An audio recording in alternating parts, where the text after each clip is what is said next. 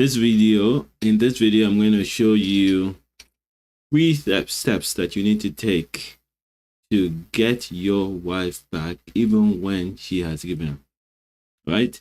I'm going to share with you three steps that you need to take, and that you can take. Three steps that you can take to get your wife back, even when she says she has given up. Right? And this is for you if you are a believer, you love the Lord, and you have discovered that your wife is no longer interested in working on your marriage. And you are heartbroken, of course, and you want your marriage back. If that is you, then this is the video for you. But before we go on, I would like to say hello to those who are here live with me. God bless you. Good morning, good afternoon, good evening. Please go ahead and let me know that you're there by typing, entering in the comment section live. And if you are catching this on the replay, then hashtag replay. We're going to have a great time today, and it's never an easy topic to talk about getting your wife back, because it's devastating to have someone that you want to spend the rest of your life with say to you, I don't want to be with you anymore. It's painful because you feel rejected, and it sometimes feels like there is no hope. I'm glad to tell you that there's hope. I've seen many people get their marriages back on track, get their wives back. And I've even talked to someone who told me that they were married, they divorced, and they are back. So there is hope. There is hope. And I want you to know that if you follow what I'm going to share with you today, your chances of getting your wife back is exponentially increased. The reason why many marriages never get restored is because people do not follow these steps. The steps are simple. They are designed by God. I didn't design them. I just discovered them. They are designed by God, and they work like God works, powerfully and miraculously. But a lot of people do not know about them and do not do them. Very, very simple steps. Not easy, but simple. And there's a difference between that. You will discover it as we go on. But if you learn the steps and follow them, you will be glad that you did. You will be glad that you did. So today, that's what I'm going to do. Share with you the three steps that you need to take to put your marriage back on track. And to just look at that, you're going to be able to ignite the love in your marriage, bring hope to your relationship. So what am I going to talk about today? I'm going to talk about where did your love go, the love between both of you. I'm going to talk about the levels of giving up that exists. Then I'm going to tell you what you need to do to fix the situation. So let's start with where did the love go? What happened to your love between both of you? And what is it that causes a marriage to break down in the first place? When two people who love God choose to marry each other, you assume that the marriage is going to work. And that's exactly what most of us believe when we get married. The real problem is that we do not understand what love is. And so when we start on the wrong foot, not knowing what love is, the chances of it working is slim to nothing, right? So the people who have a good marriage are people who know kind of, or maybe they've been trained by observing and experiencing love around them, and they're able to work on it, or they have allowed God's love to override that tendency to operate in the selfish human love. And so first thing I want to share with you today is some of the lies that people have believed about love. The first one, there are some lies that people have believed about love. And when you believe these lies, they make you expect things that are unreasonable in your marriage. They make you have high expectations, and those expectations cause problem in your marriage, both as a man or as a woman. But today I'm going to talk about the husband. When your wife says to you, I don't want to be with you anymore, there's a reason why that happens. There's a reason why that happens. So the first lie that a lot of people have believed, including believers, is that love is an emotional bond between two people. That's the most predominant definition of love, an emotional bond between two people. That is not the scriptural definition of love. Actually, the definition of God's kind of love is God himself. God is love. First John chapter 4, verse 7, verse 8 talks about God being love. What does that even mean? What does that mean? It means that the way God loves us, which is while we were yet sinners, Christ died for us, is what love looks like. It means that love is desiring the best, helping the other to be the best, wanting the other to be the best, wanting the best life for the other person without regards to what happens to you. All right? That's what love is. Love is a giving, is a desire that God puts in your heart to reflect him to another. That is what love looks like. And so when you have this wrong definition in your mind that love is an emotional bond between two people, you will run into trouble because you cannot build a life on emotional bonds. They break. When you are not feeling good, when the other person says something that you don't like, those emotional bonds begin to shake, and eventually they can fade away, and the feelings may go, the passion may go, and you may think then that the bond is broken, and there's no more marriage, and that may be the reason why your wife has walked away from you, because she thinks it's the bond is broken. Second thing that I want to highlight that's a lie, and the people believe, is that if my partner truly loved me, they would change for me. If my partner truly loved me, they would change for me. If you believe that, then you would have been trying to get your wife to change, and that may be the reason why she's not there with you right now. And I'm not saying this to make you feel bad. I'm saying this to make you know that you can turn this around rather quickly. Yes, when you know the problem, to solve it becomes easier. I remember the other day I went into our van to start it. I wanted to go pick up something, and it didn't start. And I wanted to go to our training, and it didn't start, and we didn't know what was wrong with it. We knew for sure that the battery had a problem, so we got a way to boost it. But that's not the only problem. There is a reason why the battery is ran down. And once you don't know that, you really can't fix the problem. What's going to happen is you solve the symptom, and after a couple of hours, you have the problem again. So we had to take it to the shop, to the mechanic shop.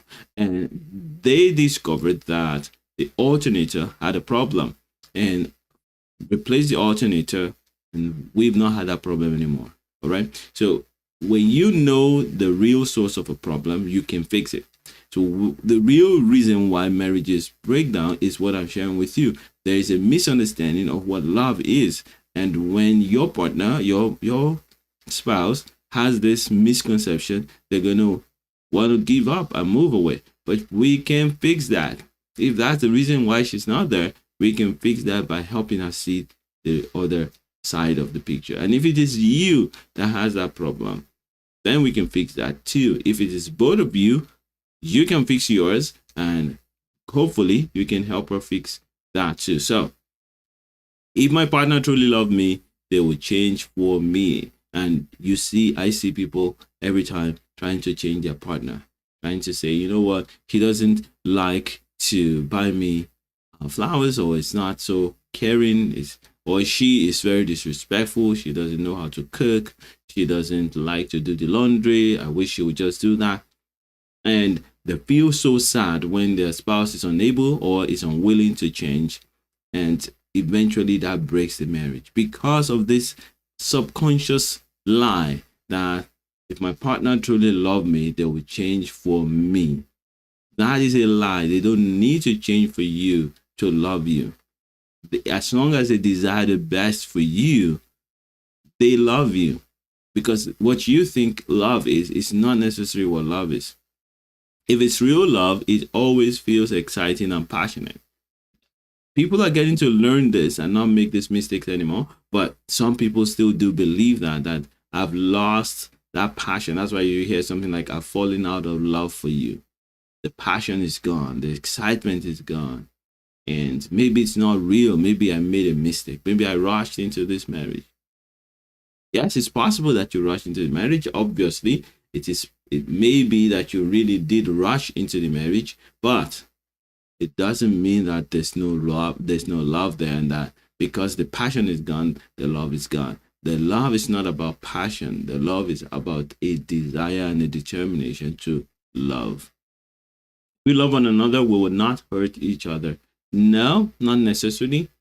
We will not intentionally hurt each other, but we will. The chances of hurting one another is almost 100%, because we are not brought up in the same place, and sometimes your perception of what your wife wants is not the same as what her perception of what she wants is. And so in your effort to love her, sometimes you will say things or do things that she would not expect, and it will hurt.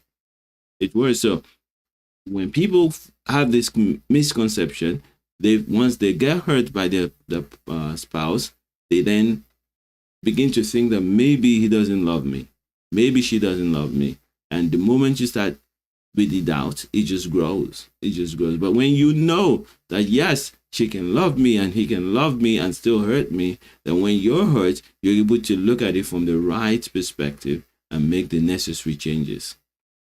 Our emotional connection will heal all wounds. Our emotional connection will heal all wounds. Now, you know that you have some hurt in you, whether you brought it on each other or before now. Yes, your emotional connection can help some of the wounds, but it will not heal all of the wounds. The only one that can heal all your wounds is God himself. Yes, God's love can, but not this emotional connection that you think you have. Yes, emotional connection, it's a big beginning of the process, but when you need to learn how to communicate that and apply all the other tools that God gives you.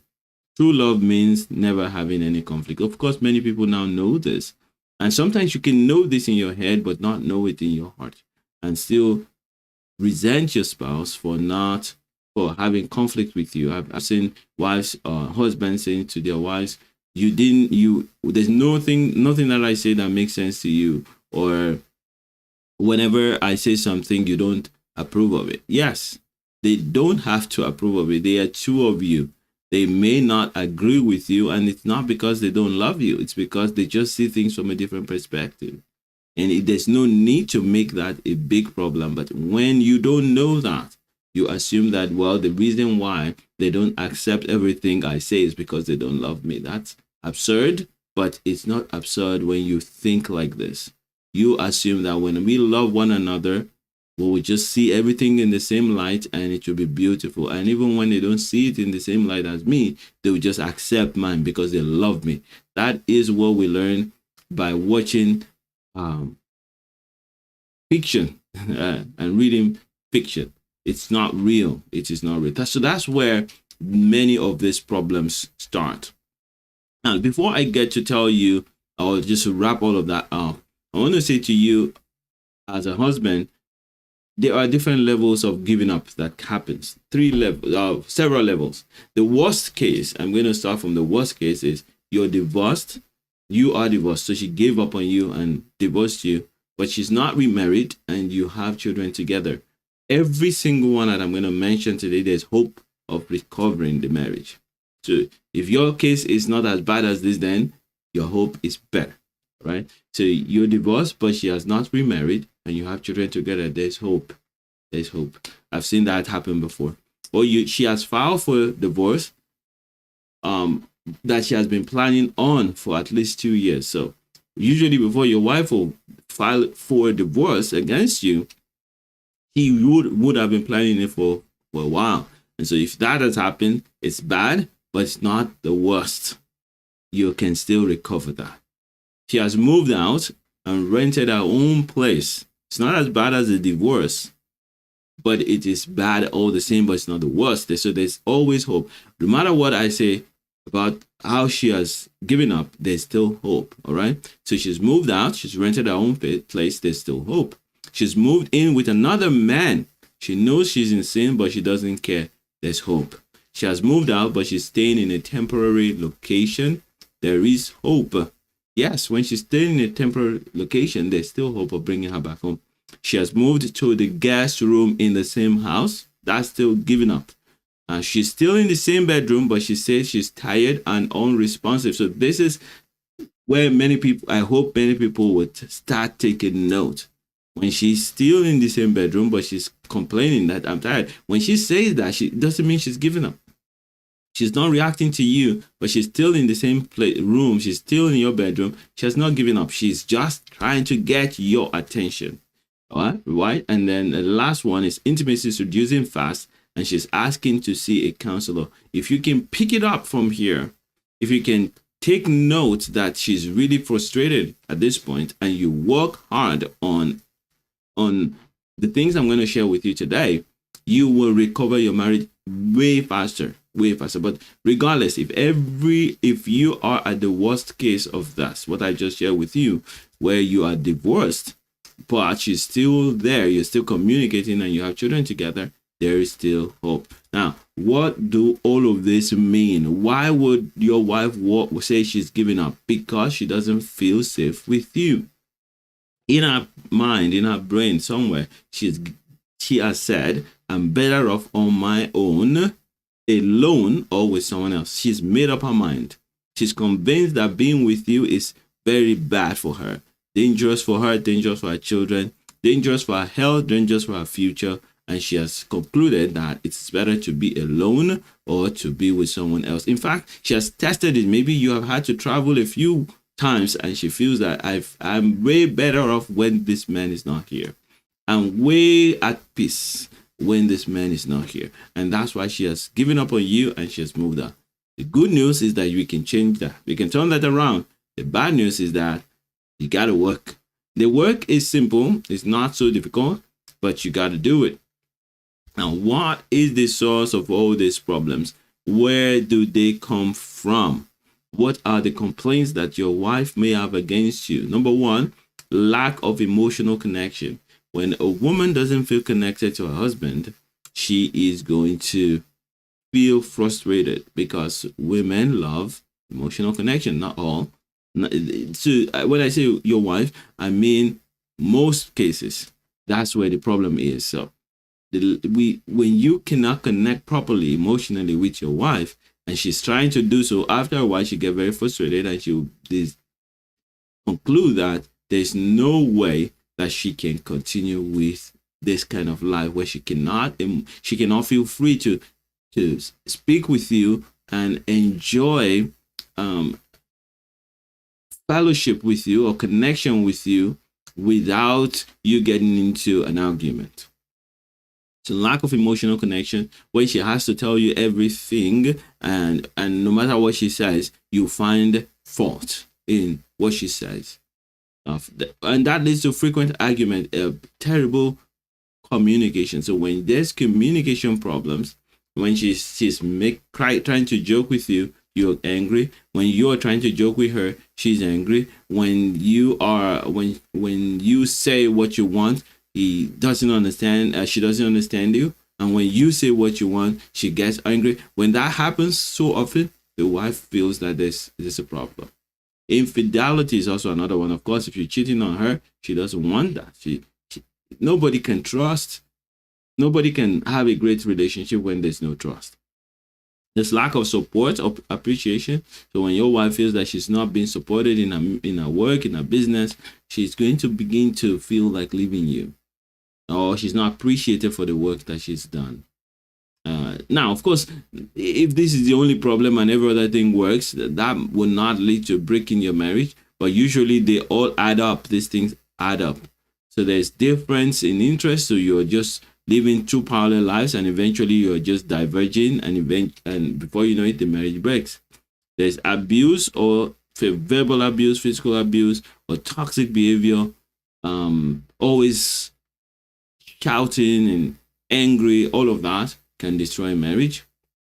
Lack of physical intimacy. If you're not connecting with your wife physically, eventually she's gonna get tired and give up on you. Where there's different family priorities, the way you want to take care of the children is not the way she believes it should be done. The things that you want to spend money on is not what she wants to spend money on. And if this continues, and you're spending the money and she's trying to save it, or you are saving the money, she's trying to spend it, it's going to break the marriage. And many other things. Addictions is another one. So all of these problems add up, and they come from one source. One source. All of these things add up to the same one thing: not knowing how to love God's way. There is a way that God has designed love to be, and many people do not know how to do so.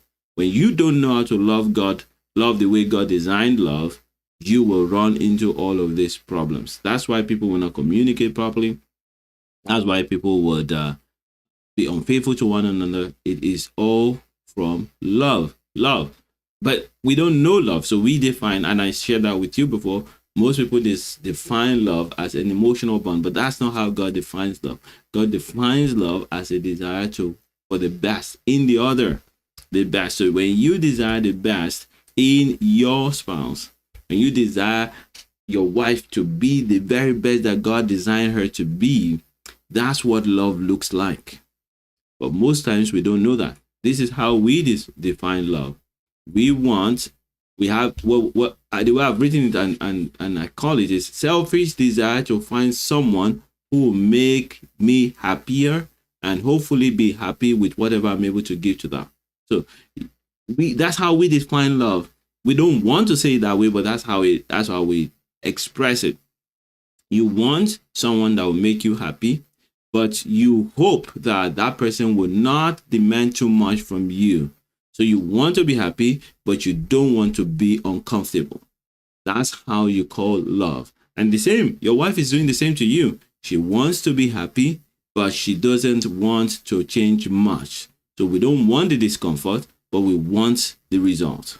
And this is why marriages break down and struggle, because we cannot handle the weaknesses of our spouse. We want all their goods, all their best, all their strengths, but we are so afraid, or we don't even want to know about their weaknesses, talk less of accepting them. So we are able to handle the blessings, but we don't want to handle their weaknesses. And this is why many marriages struggle. So all the problems that people describe to me when they are married, or when they're having challenges in their marriage, I find that I can always put them into one big box: not knowing how to love God's way. And what is the way that God loves? While we were yet sinners, Christ died for us. That's God's definition of love. While we were yet sinners, when we didn't love God, when we were enemies of God, when we were disobedient to God, Christ died for us. In other words, God gave his best when we were at our worst. And that's what love looks like. So most of us do not know how to do that. And because of that, we run into this problem. So your wife may have left you because of your weaknesses, and because you keep attacking her and doing several things that you may not be proud of. All right. Now, once in a while, I've seen situations where the man is doing everything right and the woman is just broken. She's struggling, and then she will discover with time that she made a mistake by leaving her husband. If that's the case, yes, we're still going to get the result for you. And I pray that that will be the case. But usually that's not the case. Usually the case is when the wife leaves, the man realizes how much he has hurt her. And I want to tell you why you behave that way, or why men do that, so that it's easier to solve. The more we understand what is going on, the easier it is to make amends. So here is what usually happens. You want to love your wife. You want you have this desire, this strong desire to be admired by your wife. Every husband wants that. You want your wife to look up to you, to boast about you to her friends, to be so glad that she's married to a man who loves her and who is capable of doing all of these good things. But then, because she is broken, she has her own issues, her own baggages, her own failures that she brings into the marriage. She doesn't do that all the time. And she may not even do that at all. Now, whenever she doesn't do that, whenever she brings her weaknesses into the marriage, you will react. And you react in one of these 6 ways. I didn't come up with this list. I found a book called Real Love by Greg Bear, and these are the ways he articulates them. And I think they're beautiful. I've been thinking about this before until I read his book, and then I said, wow, I love the way he puts them. And so whenever your wife doesn't give you what you want, she doesn't act the way you want, you find yourself triggered. You automatically do this. You don't even think of which of these habits am I going to use. You just automatically do this. You begin to attack her by getting angry, by shouting at her. You lie to her to defend yourself, or you run away from her. You stonewall her. You shut down. You don't discuss what's going on. You act like a victim. You tell her all the bad things that she's doing to you and not appreciating all the good things that you do, or you try to bribe her with gifts or things.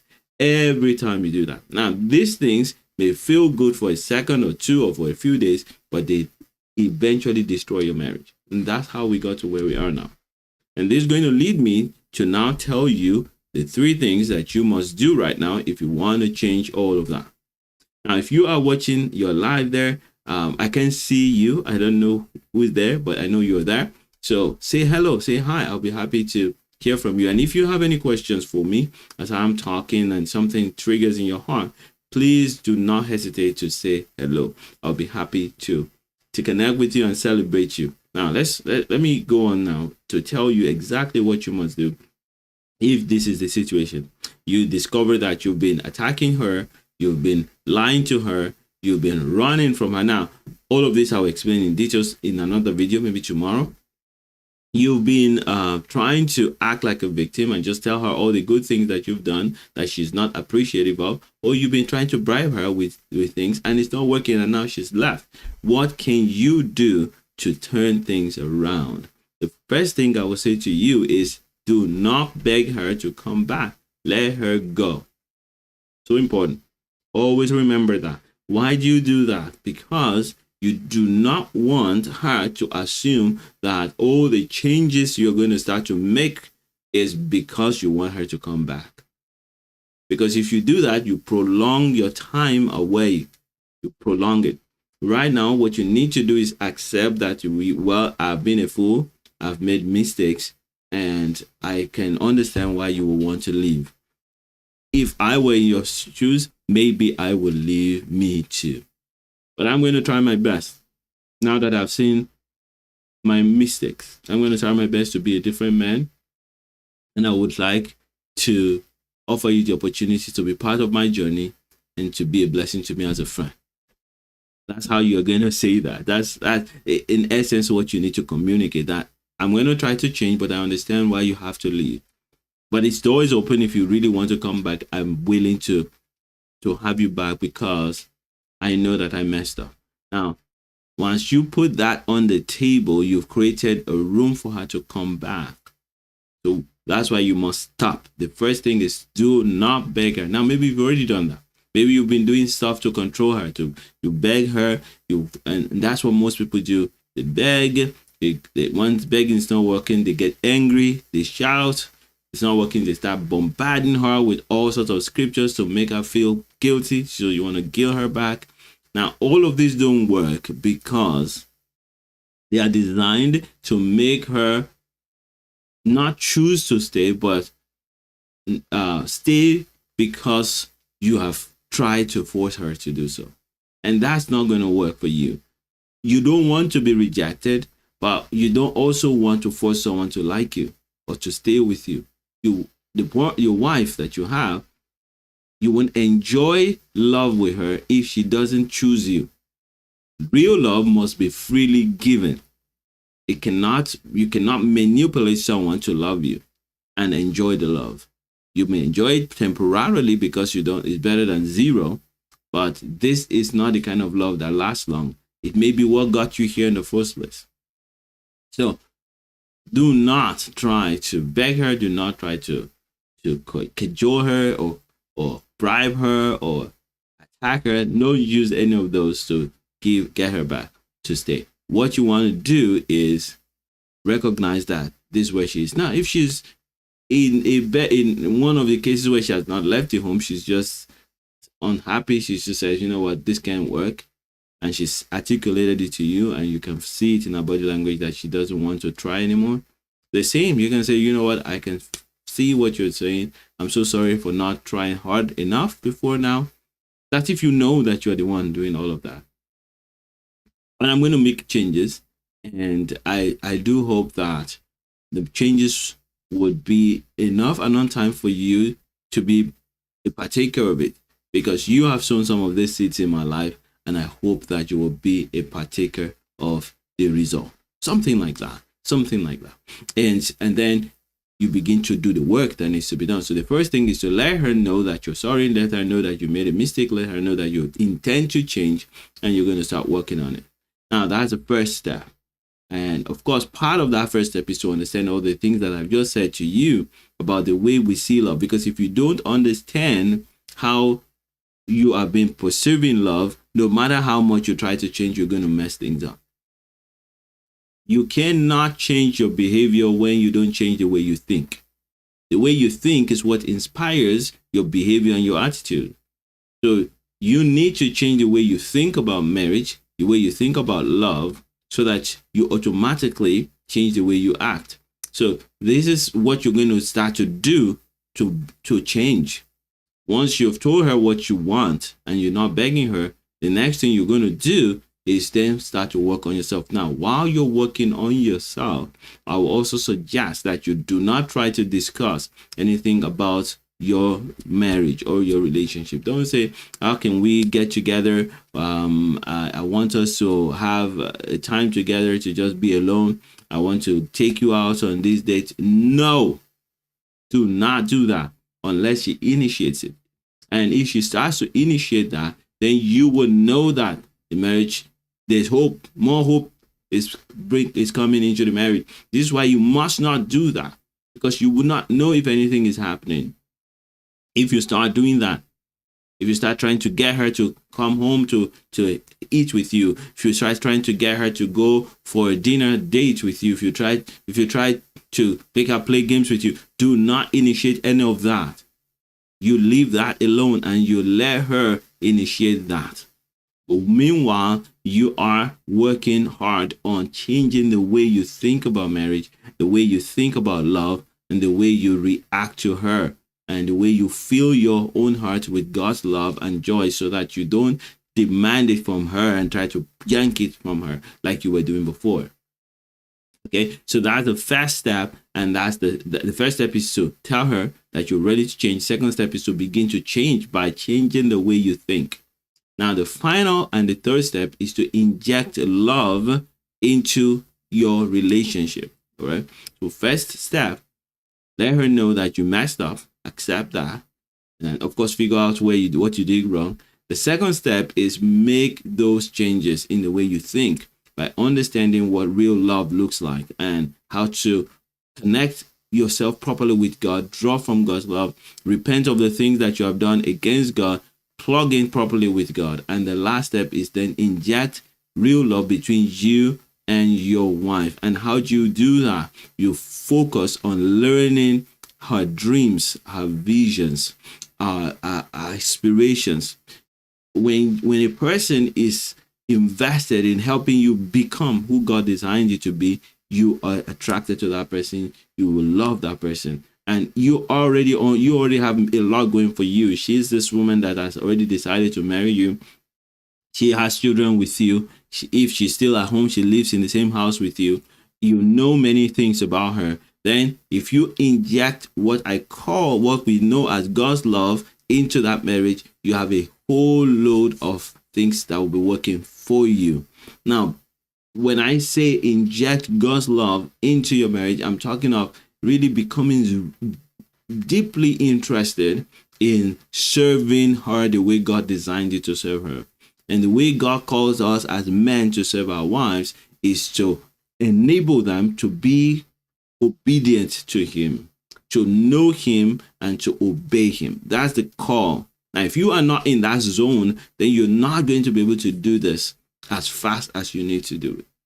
So you learn how to do that. Learn how to hear God. Learn how to obey God. Learn how to inspire her to do the same. And all of that you do as a third step. Once you start to change the way you think about love, the way you operate in your home will be different. You're not going to be demanding her to do anything. You're not going to be trying to make her do stuff, and she's going to notice that. And if she notices that, then you created an opened door for you to then pour love, real love, not the fake love that I just told you about earlier in the video. You're depending now on the Holy Spirit to really work through you to change her life. This is how you draw your wife back. It's how you win her back. This is how you stir her up again. Now, the reason why she fell in love with you in the first place is because she saw you living your life with joy, not demanding it from her. You were living a joyful life. You were living a confident life. If you were a believer, of course, when you met, you were also serving God. She saw you had purpose and you were pursuing that purpose with passion. That's what attracted her. You need to get back to that. What really derails many people when they get into marriage is that they have this passion, they're doing all these things before they met this beautiful daughter of God. Now, when they get married to her, somehow because of the misunderstanding of what love is, you just think in your head that she has to do whatever your brain tells you, something weird somewhere, that unless she does that, you're not going to move forward. Then you start to attack her. Stop all of that and make up your mind that, you know what, I'm going to keep growing and being who God calls me to be. And one of those things that God calls me to be is to enable this woman to be who God calls her to be. And if both of us are who God calls us to be, we'll be way more impactful. The moment you're able to do that, of course, it has all the details. And that's what I do when I train people. I show them how to apply this stuff. But if you can just learn this and do it, you will be amazed at the transformation that you find in your wife. You'll be so amazed. Why? Because you're not only working by yourself, you're working with God's power. God is the owner of this girl. God is the one that designed her, gave her to you to make both of you into one. And so you can trust that He's going to work tremendously in her as you learn to yield to Him and inject real love into the marriage. Now, remember, if you want to define love, it's defined in God's word as, while we were yet sinners, Christ died for us. That's what God's love looks like. When you were the worst, God gave you His best. And so when your wife is her worst, what do you give her? Your best. And what's your best? Is God's love. God's grace in you to help her be who God called her to be. All right, so those are the steps. And tomorrow I'll continue and go deeper into some of these details so that you can really work this out. I'm trusting God that all of November and December I'm going to be working with people who are really struggling in their marriage, so that in January you start on a new slate. This is my dream. This is my prayer. And if you are finding me for the very first time, then you are in a good place. This channel is all about helping men hit their goals in marriage and restore their marriages. And of course, the principles are from scripture, so women can be blessed too. And if this has blessed you, don't forget to put it in the comments. If you need support, you need help, reach out. adesobanja.com/chat, CHAT, adesobanja.com/chat. I'll be happy to chat with you for 15 minutes, help you fine tune your strategy. And of course, if you need support, you need help, I will share with you my programs. I have a few programs that can help you. 3 months program to really turn your marriage around, what I call the marriage boot camp. I'll be happy to share that with you. I also have my gold membership, where I help people on a monthly basis really fine tune their marriage and get their marriage on track. And yes, and those are the main ones. I have other programs, other courses that you can buy. But my goal for you is to be so in tune with God, and have all the love and joy in your marriage, so that you can create an atmosphere where God is praised, where your children grow in the love of God, and where you and your spouse can do great things in God, make mega impact. That's why you see me, and the name of my company is Mega Impact Academy. And yes, I want you to do much more for God and be more. All right. So I look forward to connecting with you tomorrow, same time, 5 p.m. Eastern time. And until then, continue to love like Jesus and make mega impact. Bye for now.